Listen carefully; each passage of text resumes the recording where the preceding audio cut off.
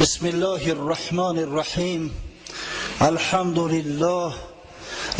لله الذي هدانا بنعمته وشرفنا بمحمد صلى الله عليه وسلم ورسالته ومن علينا باتباعه الذي سببه لحصول رحمته ومحبته، كما قال الله تبارك وتعالى: أعوذ بالله من الشيطان الرجيم قل إن كنتم تحبون الله يتبعني يحببكم الله ويغفر لكم ذنوبكم. والصلاة والسلام على رسول الله وعلى من اهتدى بهداه. اما بعد، السلام علیکم و رحمت الله و برکاته. برادران بسیار عزیز گرامی، روز شریف جمعه را که در ماه شریف مولودی موافق آمده است، از برای یکایک شما و در شخصیت شما از برای تمام مسلمانان این جمهوری تبریک و تهنیت میگویم و از درگاه خداوند متعال مسئلت آن را دارم که پروردگار طاعات عبادات ما را، میل رغبت ما را، محبت و مودت و غیرت ما را به درگاهش قبول و مقبول داشته باشد و فردا روز قیامت همراه محبانمان، همراه محمد صلی الله علیه و سلم و اصحاب گرامی ایشان ما و شما را محشور گرداند. انشاءالله اکنون ماه مولودی است. از اما خاطر در ماه مولودی سعی تلاش میکنیم که در اطراف بعثت با سعادت جناب سرور عالم صلی الله علیه و سلم مرتبه و منزلت او اگر امکان علاج شود درباره بعضی از صفات حمیده و برگزیده آن حضرت صلی الله علیه و سلم با شما صحبت ها داشته باشیم. واقعا روز نهم ربیع الاول در عام الفیل که به 22 اپریل سال 571 میلادی موافق می آید، یک واقعه بسیار بزرگ به وقوع پیوست. حبیب خدا محمد مصطفی صلی الله علیه و سلم که تمام مردم عالم چشمدارش بدند، در انتظارش بدند، از درگاه خداوند متعال تقاضا میکردند، طلب میکردند، آرزو میکردند که این شخص پیدا شود و آیین بتپرستی را ریشه‌کن کند و مردم به سوی وحدت خدا خواند، به سوی عبادت خدا خواند. در همین تاریخ روز نهم ربیع الاول پا به عرصه هستی گذاشت. در یک عائله بسیار شریف، در عائله که منسوب به عبدالمطلب سردار قریش بود، یک فرزندی فرخ‌پی و بسیار زیبا چهره به دنیا آمد که خداوند متعال او را رحمت عالمیان خوانده است. اعوذ بالله من الشیطان الرجیم و ما ارسلناک الا رحمتا للعالمین. ای حبیبی من، ما تو را از برای رحمت عالمیان فرستادیم، ما تو را از برای نجات بشر به پیامبری مبعوث کردیم. قبل از او که درباره ترجمه حال رسول الله صلی الله علیه و سلم به شما یک معلومات دهیم، بیایید اول ببینیم که او چه عالم بود که خداوند برای نجات او عالم رحمت عالمیان محمد مصطفی صلی الله علیه و سلم را محض در همون عصر ششم میلادی از مادر تولد کنانید و بعدا به پیامبری مبعوث ساخت. این چه عالم بود، چه احوال داشتن، چه عبادات داشتن، با چه امور مشغول بودن.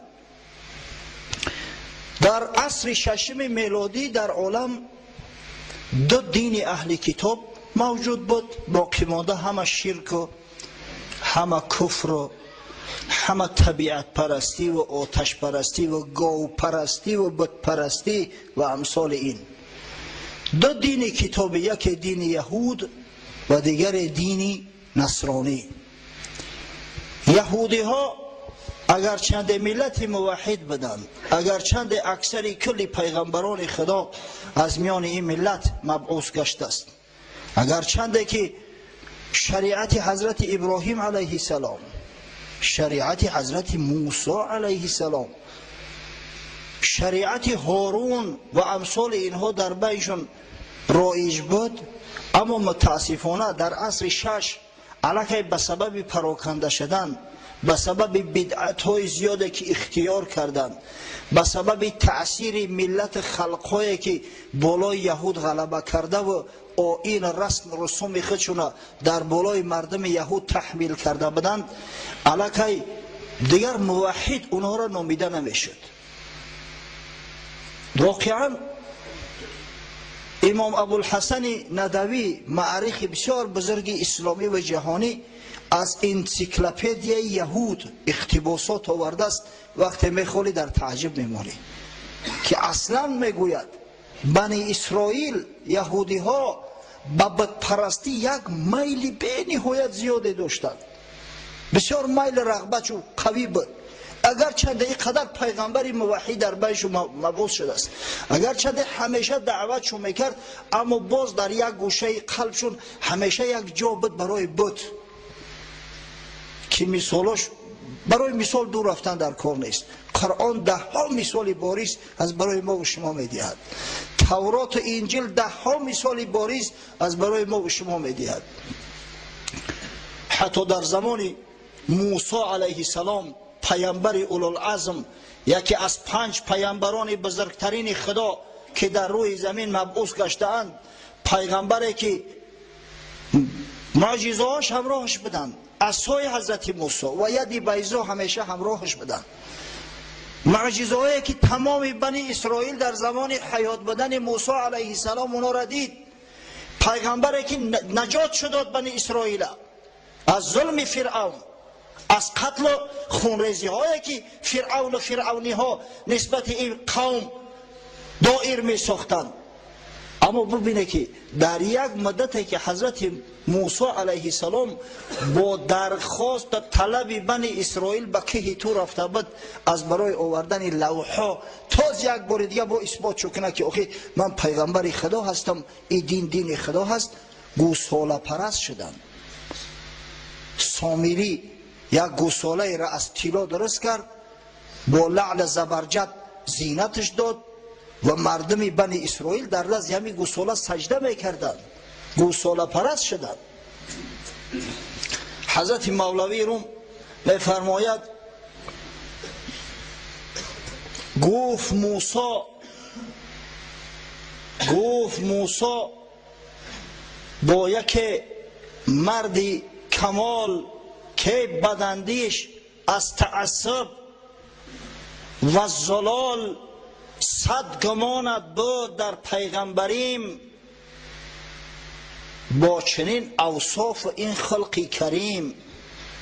موسی میگه با یک نفر از همون بنی اسرائیل که از راهباشو بود مراجعت کرد که روی تو در قبر، گفت ملعون، من پیغمبر خدا، یک پیغمبر نازنین، 100 شک شبهه نسبت من در دل داشتی و داری، با وجود آن که اینقدر اخلاق حمیده دارم، با وجود آن که معجزه های ابد زنده دارم، با وجود آن که دیدی که معجزه من عصای من چنو سحر ساحرای فرعون فرو برد، اما در دل تو تا حال شک و شبهه هست. 100,000 معجزه دیدی زی من، 100 گمانت میفزود و شک زن.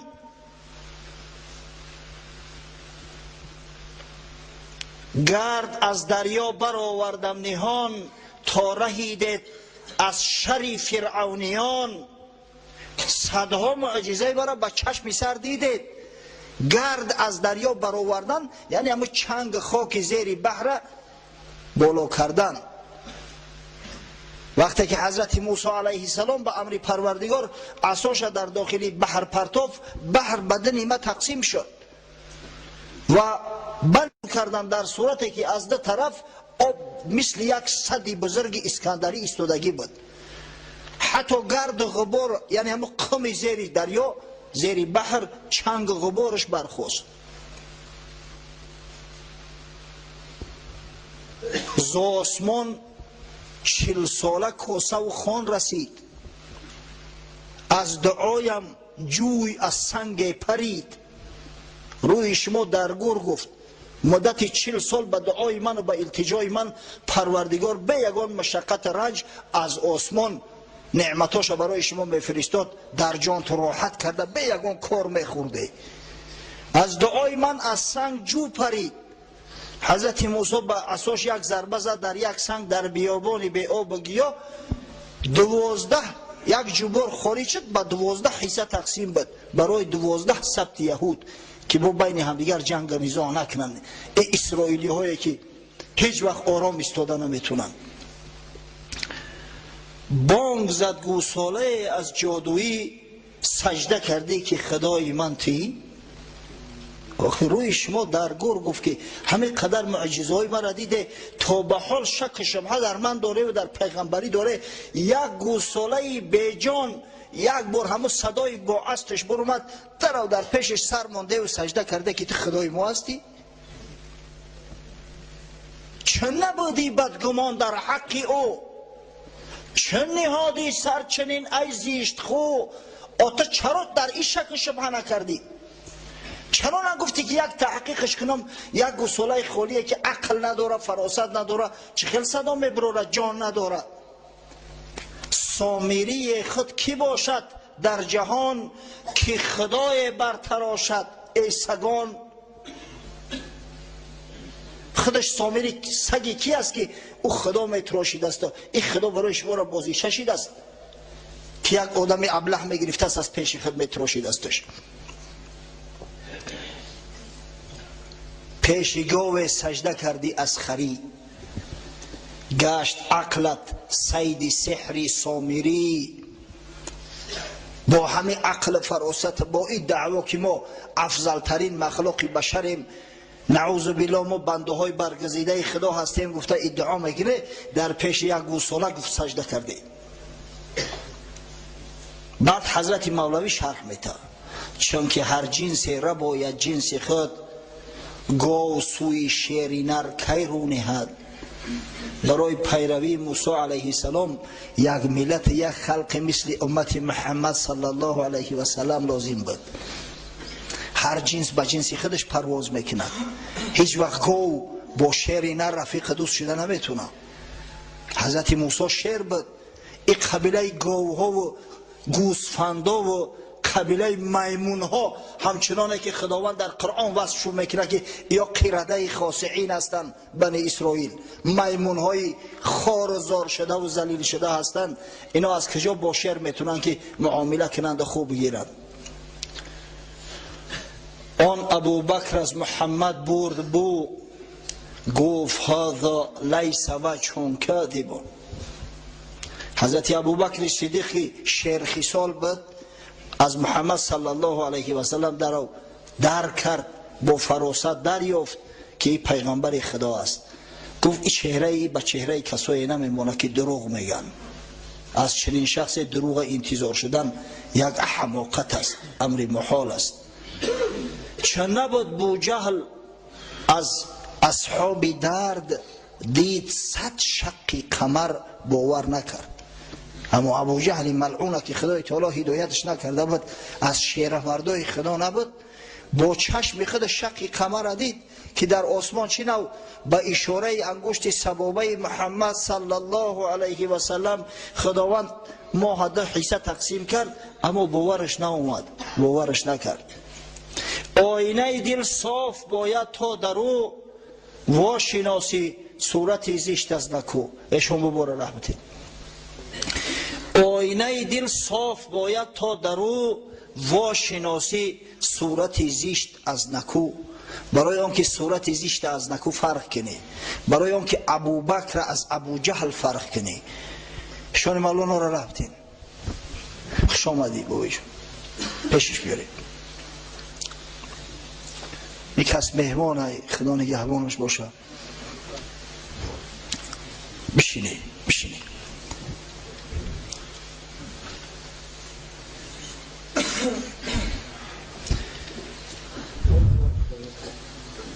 پس مردم یهود که یک وقت موحد بدن مردم دیگر را تعلیم توحید میدادند، در عصر شش علاقه تمایل بت پرستی، تمایل فرعون پرستی در وجود چو پیدا شد. دیگر این یهودی ها او یهودی های نبودند که در عهد حضرت موسی علیه السلام، در عهد یوشع ابن نون و امثال اینا ظهور کرده بودند. یعنی که دیگه اینا را اهل کتاب گفتن، اهل کتاب بودند، اما میگیم که مشرکای اهل کتاب هستند، کفار اهل کتاب هستند که بعداً عقیده خود گم کردند. حتی در انسیکلوپدیا یهود آمده است میگوید یهودی ها هم پیش از تبعید به ملک بابل و هم بعد از او، شما میدونید نه تبعید به ملک بابل چی واقع شد؟ بعد از پیغمبرها، بعد از پیغمبرکشی این بدبختا به غضب خدا گرفتار شدند و بختالنصر پادشاه بابل بیت المقدس ضبط کرد، مسجد حضرت سلیمان به خاک یکسان کرد، در بیت المقدس در شهر پیغمبرها جو کورید، مردم یهود اکثر کلش از دم شمشیر گذراند. او کسایی را که زنده مونده بودند خاصتا زن و کودکان را به غلامی فروختند و بیت المقدس را دیگه خالی کردند، نگذاشتند کسی در اوج زندگی کند. همین تبعید یهود میگویند، هم پیش از تبعید یهود و هم بعد از تبعیدشون، یعنی بعد بازگشت کردنشون از بیت المقدس. بعدا وقتی که کوروش شاه فارس بابل ضبط کرده گرفت و این مردم بنی اسرائیل که بسیار زیرک بلا هستند، یکی از زیباترین دختران خود برای کوروش هدیه کردند. کوروش به زنیش گرفت، بسیار زیبا صورت بود و توسط پند نصیحت های او، توسط گفتن های همو زن به بنی اسرائیل ترحم کرد، آزادشان کرد، امر کرد که با بیت المقدس برگردند بیایند. این در عصرهای 5 قبل از میلاد بود، عصر 5 قبل از میلاد. حتی بعد همو آمدن شونم میگن نشانه های بت پرستی و تمایل به بتگرایی بنی اسرائیل در کتاب هاش و خاصتا در کتاب تلمود موجود است. این همی بود احوال بنی اسرائیل، یهودی هایی که دعوا میکردن که ما اهل توحید هستیم، ما موحد هستیم. خب نصرانی ها چه حالی داشتن؟ دین نصرانی شما میدونه که با بعثت، با سعادت عیسی علیه السلام در عالم منتشر شده بود و یکی از بزرگترین امپریاهای عصر، امپریای روم، همه دین قبول کرده بود. دین رسمی امپریای روم بود دین نصرانی. دین نصرانی از ابتدای پیدا شدنش، بعد از او که خداوند متعال پیغمبر محبوبش عیسی علیه السلام به آسمان برداشت رفعش کرد، الکی دستخوش هوا و هوس ها شد، بازیچه دست یهودی ها گشت. یهودی ها از اما ابتدای عمل، ابتدای کار در دین نصرانی چنان بدعت های را داخل کردند، چنان سفسطه های را داخل کردند که مردم صورت پرست کردند، مردم نمیدونم که مرده پرست کردند، اولیا پرست کردند، خاک پرست کردند. و او معجزه بزرگی که حضرت عیسی آورد و او توحیدی که در ابتدا در دین نصرانیت بود، دیگه یک خواب خیال شده، خلاص یک خواب خیال شده. ما واقعا جهالت به حد رسید که الکی در عصر 4 بحث درباره 3 اقنوم می رفت. 3 اقنوم، این اقنوم با روسی ترجمه نکنم، به فکر نمیفهمی. سویتای ترویتسا میگن، اقنوم های ثلاثه، پدر خدا، پسر خدا و روح قدس. با اتیت بخ، اتیت سین، اسویتای دوخ. و میگن که و ایم یا اتسا ایسینا اسویتاگا دوخا. این همی 3 اقنومش همی است. علاقه در اصل 4 همی پیدا شد و عاقبت الامر کار به درجه رسید که در ربع اخیر اصل 4 در چهارم عصر 4 تمام عالم نصرانی همین 3 اقنوم قبول کرد. دیگه عقیده موحدی در خاک رفت. وقتی که نعوذ بالله خدا را در 3 وجه عبادت کنی، وقتی که یک بنده و یک مخلوقی را که پدر نداشت مادر داشت، انسان بود، میخورد میآشامید، احتیاج به مکان داشت، احتیاج به آسایش داشت، احتیاج به پشت پناه داشت از جانب پروردگارش، وقتی که به درجه خدایی برداشتی، از کجا دیگه توحید باقی میمونه؟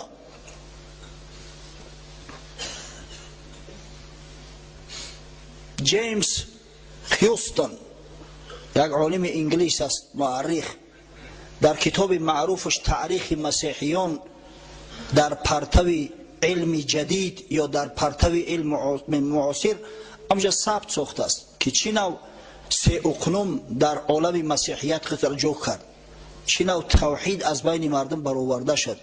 کار به درجه رسید که هر کس همین سویته تروید سر قبول نمیکرد او را میکشتنش، دیگر نصرانی حسابش نمیکردن. این بود احوال زاری قوم و ملت دومی که اهل توحید بدن، اهل کتاب بدن. خب غیر این دو دین های بزرگ جهانی کدام ها بدن؟ دین مجوس سیم، یعنی دین زردشتی، همون دینی که متاسفانه امروز بعضی کافر بچه ها میخواهند از سر نو احیاش کنن، حتی در جامعه ما. خدا لعنت کند کسی را که بالای سر مسلمانان میخواهد که عقیده زردشتی را بیارد. مردمی را که خدای تعالی 1300 سال قبل از همین عقیده زردشتی نجات داده بود، امروز باز میخواهند در زیر همین نجاست کشند. دین زردشت یا آیین مجوسی چی آیین است؟ تقریبا در عصر 7 قبل از میلاد عیسی علیه السلام یک مردی شتربان با نام زردشت یا زرتشت را نزد پادشاه هخامنشی ایران، نزد ویشتاسپ یا همچنانه که در شاهنامه اومده است گوشتاسپ اومد و دعوا کرد که من پیغمبر هستم. و در میان مردمی که اگر چند با مجرد بسیار دور افتادن عهد پیغمبر آخران علاقه شریعت گم کرده بودند، طریقه عبادت نمیدانستند، اما به هر وجه خدا را یک میدانستند، آفرنده تمام مخلوقات فقط خدا را میدانستند. همه آیین مجوسی، آیین خدایی و شرک جاری ساخت. در سنن ابو داود آمده است حضرت عبدالله ابن عباس رضی الله عنهما شاه مفسران قرآن میفرماید کان اهل فارس یا این اهل فارس لما مات نبیهم کتب علیهم الابلیس المجوسیت. مردم فارس وقتی که آخران پیغمبرشون از دنیا گذشت، شاید اینا توحید از زمان حضرت ابراهیم علیه السلام گرفته بودند، اما از بس که ملکشون دورتر افتاد، حضرت ابراهیم هم دیگه ملک خچه و وطن خچه پرتوفت، در عراق بود وطنش و به سوی شام رفت، مصر رفت. این مردم که از پیغمبر دور ماندن، شیطان آخر الامر همین مجوسیت، دین زردشتی را در بالای این مردم بیچاره مطرح کرد. خلق بیچاره همین را قبول کردن. شما تاریخ ها را ببینه که مردم این سرزمین در حال دین زردشتی را قبول نکردن. حتی همین ویشتاسپ یا گوشتاسپ به خاطر به گپ در آوردن رستم داستان و پدرش زالیزر که هنوز زنده بودن به سیستان رفت. چندین مدت در سیستان در نیمروز مهمان شد. مدت 6 ماه او مردم به دین زردشتی خونده است. عاقبت الامر همون رستم قبول نکرد. اگر چنده نمیدانست که چی نوع خدا را عبادت کند، اما شما شاهنامه را ببینه، در همه جا وقتی که فردوسی از نام رستم گپ میزند، دعا و نیایش رستم میارد، دائم تاکید میکرد جهان را بلندی و پستی تویی، ندانم چی، هر چی هستی تویی. پستی و بلندی این جهان تو هستی، من نمیدانم تو چه چیزی، صفات تر نمیدانم. از ذات تو بخبر هستم، نمیدانم که چی نوع عبادت کنم، اما پروردگار را همه قدر میدانم که هر چی هستی تو هستی، اول و آخر تو هستی، ابتدا و انتها تو هستی، ظاهر و باطن تو هستی. الان مردم را که به هر وجه یک عقیده موحدی داشتن، این زردشت پدر سوخته عاقبت الامر گرفت مشرک کرد، مجوسی کرد. از این بدتر بعضی عقاید بعضی عنعنات را تیرا در بینشون پهن کرد و انتشار داد که تا به حال قسم به خدا شرمندگی است، عیب است. حتی قبیله های وحشی ترین افریقا همو عنعنات ندارن.